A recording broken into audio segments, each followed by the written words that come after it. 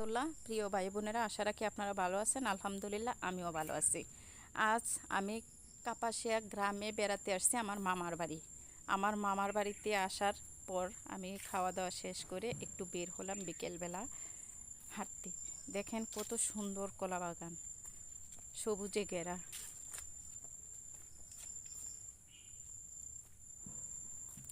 আর নিচে গাছগুলি কত সতেজ।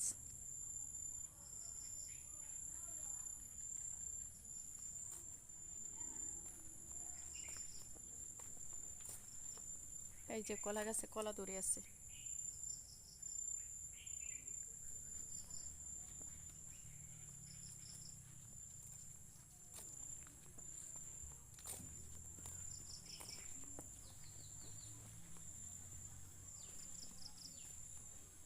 কচু শাক, গ্রামের মধ্যে আনাচে কানাচে কত কচু হয়ে থাকে। এই যে কাঁঠাল গাছ, কাঁঠাল খাওয়া শেষ হয়ে গেছে, কাঁঠালের সিজন শেষ। এখন ভাদ্র মাস, ভাদ্র মাসে কাঁঠাল গাছ ছুটতে হয়। ছাটার পর দেখা গেছে যে প্রতিটা গিঁঠে গিঁঠে কাঁঠালের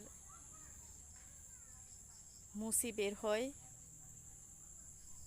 এবং কাঁঠাল ছোট সময় আমরা গ্রামের বাসায় বলে থাকি কাঁঠালের গুণ বের হয়, তারপরে এগুলি বড় হয়ে কাঁঠাল হয়। এই যে ডেকি শাক, গ্রামের মধ্যে ডেকি শাকের কোনো অভাব নেই, অথচ শহরে আটি বেঁধে বেঁধে বিক্রি করে ডেকি শাক।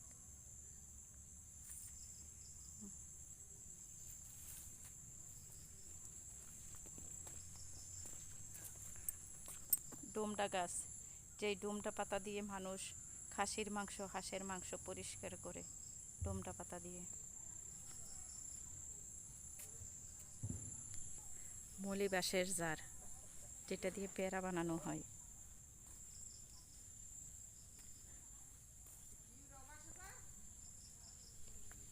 এই মলি বাঁশগুলি করতেছি।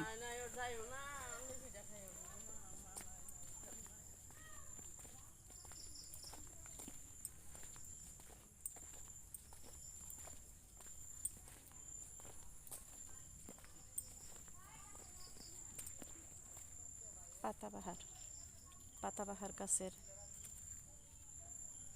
রং কত সুন্দর, মনে হয় যেন প্রিন্টের জামার মতো।